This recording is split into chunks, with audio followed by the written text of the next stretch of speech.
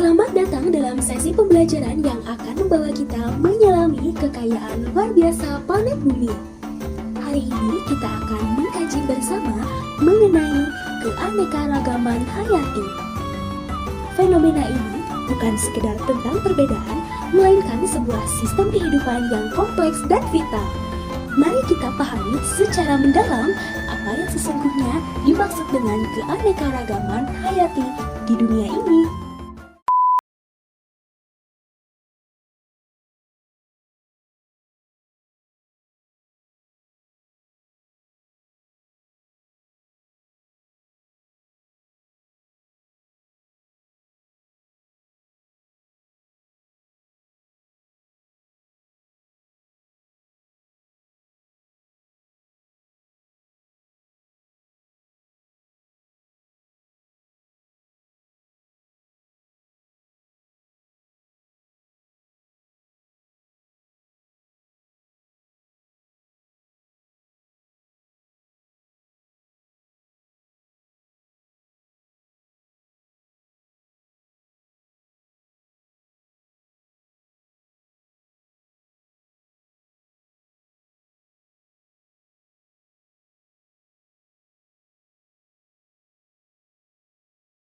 Konsep keanekaragaman genetik.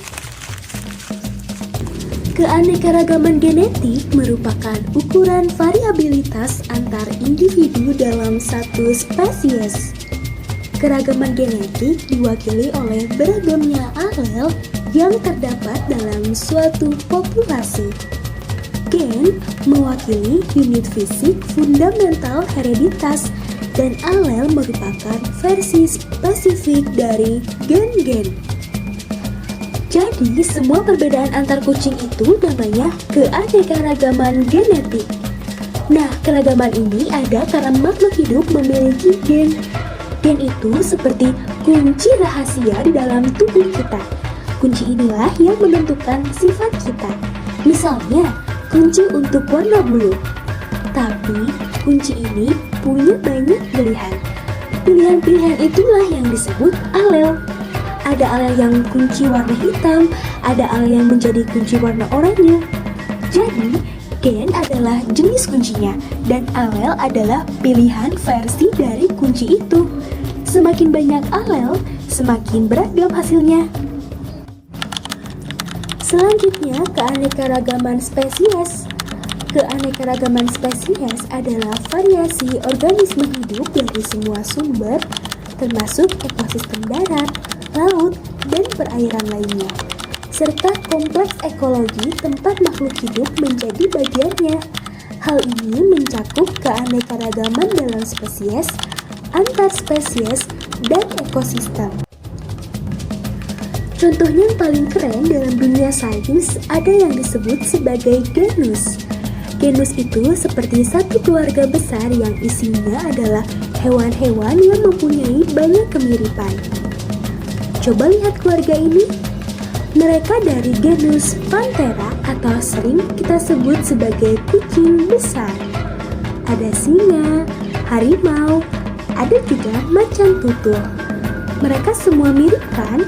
Sama-sama bisa mengaum dan suka makan daging.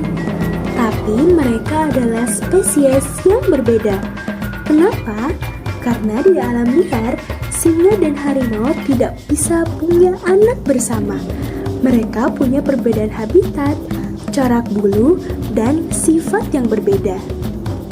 Perbedaan antar singa, harimau, dan macan tutul, meskipun mereka dalam satu keluarga besar, merupakan contoh dari keanekaragaman spesies. Setelah kita kenalan dengan perbedaan individu dan perbedaan spesies, sekarang kita ke tingkat terakhir, yaitu rumah mereka. Keanekaragaman yang paling besar adalah keanekaragaman ekosistem. Ekosistem itu adalah tempat tinggal semua makhluk hidup, meliputi prokariotik dan eukariotik seperti tumbuhan, hewan, dan juga manusia, termasuk kompleks lingkungan tempat mereka berinteraksi. Keanekaragaman ekosistem dibagi menjadi dua loh. Yang pertama, ekosistem darat yang meliputi ekosistem hutan, ekosistem padang rumput, dan ekosistem gurun. Selanjutnya yang kedua adalah ekosistem perairan yang meliputi ekosistem air tawar dan ekosistem air laut. Berdasarkan pembagian garis Wallace, fauna di Indonesia dikelompokkan menjadi fauna asiatis. Garis Wallace merupakan garis hayal yang membatasi persebaran fauna tipe asiatis dengan fauna tipe peralihan. Wilayah tersebut meliputi Sumatera, Jawa, Bali, dan Kalimantan. Karakteristik pada fauna tipe australis atau oriental ini memiliki kemiripan dengan fauna yang berada di Asia. Umumnya meliputi mamalia berukuran besar, contohnya gajah Sumatera, orangutan Kalimantan, dan juga harimau Sumatera. Selanjutnya kita beralih ke bagian timur dari wilayah Indonesia. Berdasarkan persebaran fauna yang dibatasi oleh garis Weber, fauna di Indonesia dikategorikan sebagai fauna australis. Garis Weber merupakan garis hayal yang membatasi persebaran fauna tipe peralihan dan fauna tipe australis. Wilayah yang dipisahkan membentang di sebelah timur Sulawesi dan Nusa Tenggara melalui Laut Maluku hingga Laut Arafura. Adapun karakteristik fauna yang dimiliki oleh tipe australis yaitu memiliki kesamaan dengan karakteristik fauna benua Australia. Contohnya adalah kanguru pohon, burung cendrawasih, dan juga burung kasuari. Selanjutnya kita beralih ke persebaran fauna zona peralihan. Zona peralihan merupakan wilayah yang terletak di antara garis Wallace dan garis Weber. Fauna di zona peralihan merupakan campuran antara fauna tipe asiatis dan tipe australis. Karakteristik uniknya, mereka umumnya tidak memiliki bulu atau rambut yang lebat. Hal ini membedakan mereka dari banyak kerabat di zona Asia atau zona Australia. Dan terakhir, mereka memiliki jenis burung yang sangat khas. Contohnya adalah burung maleo, burung yang bertelur besar namun lebih suka berjalan daripada terbang. Nah, setelah kita tahu pembagian hewan di Indonesia, sekarang kita beralih ke tumbuhan yuk. Tumbuhan juga punya cara hidup yang unik loh. Persebaran tumbuhan itu tergantung pada rumah yang paling cocok untuk mereka. Tentunya tumbuhan yang suka tempat panas tidak akan bisa tumbuh di tempat dingin, bukan? Berdasarkan habitatnya, flora di Indonesia tersebar berdasarkan 3 tempat, yaitu hutan hujan tropis, hutan musim, dan padang rumput sabana. Hutan hujan tropis basah adalah tipe vegetasi yang paling umum dan kaya di Indonesia, terutama di wilayah Indonesia bagian barat yang meliputi Sumatera, Kalimantan, dan Pulau Jawa. Karena dipengaruhi iklim tropis dengan curah hujan tinggi sepanjang tahun. Karakteristik flora tersebut biasanya heterogen atau gagap jenis pohon dalam satu area. Tanaman berlapis-lapis dan selalu hijau sepanjang tahun. Contohnya adalah bunga anggrek, pisang, rafflesia arnoldi, pohon bawah, kantung semar, paku-pakuan, dan pohon cengkeh. Selanjutnya, persebaran flora hutan musim. Hutan musim atau sering disebut sebagai hutan muson tropis merupakan tipe vegetasi yang tersebar di wilayah Indonesia yang memiliki perbedaan musim hujan dan musim kemarau yang jelas. Karakteristik yang dimiliki oleh flora di hutan musim ini biasanya homogen atau didominasi satu atau sedikit jenis pohon. Biasanya, pohon tersebut meranggas saat musim kemarau. Ukuran pohonnya tidak terlalu tinggi dengan kanopi yang tidak serapat hutan hujan tropis. Contohnya adalah pohon kayu putih, pohon jati,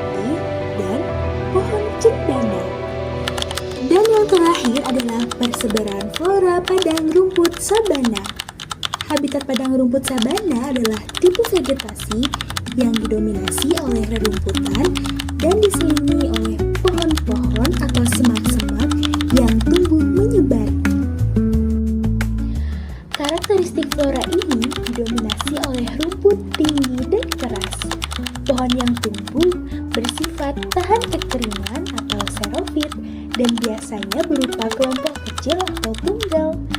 Tumbuhan ini memiliki adaptasi khusus, seperti daun yang kecil atau menggugurkan daun, serta akar yang panjang untuk mencari air. Contohnya adalah pohon akasia dan kaktus. Baru saja kita mempelajari banyak keindahan alam. Tapi sedihnya, semua keanekaragaman ini punya musuh yang jahat loh. Ancaman keanekaragaman hayati meliputi perubahan iklim, polusi, hilangnya habitat, eksploitasi spesies secara berlebihan, dan juga spesies invasif. Yang pertama, upaya pelestarian in situ. Pelestarian in situ merupakan suatu upaya pelestarian sumber daya alam hayati seperti hewan dan tumbuhan di habitat atau tempat aslinya. Bentuk pelestarian in situ yaitu Taman Nasional, Suaka Marga Satwa, dan cagar alam. Dan terdapat upaya pelestarian ex situ. Upaya tersebut menjaga keanekaragaman hayati dengan memindahkan tumbuhan atau hewan dari habitat asli ke lingkungan baru yang dikelola khusus. Metode ini biasanya dilakukan ketika suatu spesies tidak dapat bertahan di ekosistem aslinya atau untuk kepentingan penelitian serta program pemulihan. Peran dan manfaat ex situ meliputi melindungi spesies terancam punah di lingkungan yang aman, memungkinkan pelepas liaran kembali ke habitat asli jika diperlukan. Contoh pelestarian secara ex situ yaitu kebun binatang, kebun raya, bank benih, dan museum sejarah alam. Setelah kita mengidentifikasi berbagai ancaman dan upaya untuk melindungi ancaman tersebut, kita beralih pada pertanyaan yang lebih fundamental. Mengapa upaya pelestarian keanekaragaman hayati ini menjadi sangat krusial bagi kelangsungan hidup dan peradaban manusia? Jawabannya terletak pada nilai dan fungsi ekologis, ekonomis, serta sosial yang tak ternilai harganya. Keanekaragaman hayati sejatinya merupakan aset terbesar kita. Fauna mempunyai berbagai manfaat, baik bagi ekologis dan keseimbangan alam, serta manfaat bagi ekonomi dan sumber daya. Beberapa manfaat dari keberagaman fauna yaitu pengendali hama dan populasi, penyerbuk, penyubur tanah, sumber pangan, sumber sandang, dan sumber energi. Selanjutnya, flora juga sangat penting bagi kelangsungan hidup dan kesejahteraan manusia, baik secara langsung maupun tidak langsung. Adapun manfaat flora atau tumbuhan bagi manusia yaitu adalah penghasil oksigen, sumber pangan, sumber sandang, sumber papan, sumber obat-obatan, menjaga keseimbangan lingkungan, dan nilai estetika dan edukasi. Setelah kita melakukan penjelajahan dari Sabang hingga Merauke dan mengeksplorasi hutan hujan tropis yang lebat hingga sabana yang luas, kita telah melihat betapa kaya dan menakjubkannya fauna dan flora di planet kita. Sekarang, mari kita renungkan sejenak. Dari semua yang telah kita pelajari tentang keanekaragaman hayati, bagaimana Anda melihat peran tanaman dan hewan di taman atau lingkungan terdekat Anda sekarang dibandingkan sebelum Anda menonton video ini? Nah, sekarang saatnya menguji seberapa jauh pemahaman Anda. Ambil ponsel Anda sekarang juga. Arahkan kamera ke kode QR yang muncul di layar Anda. Kode ini akan membawa Anda langsung ke link singkat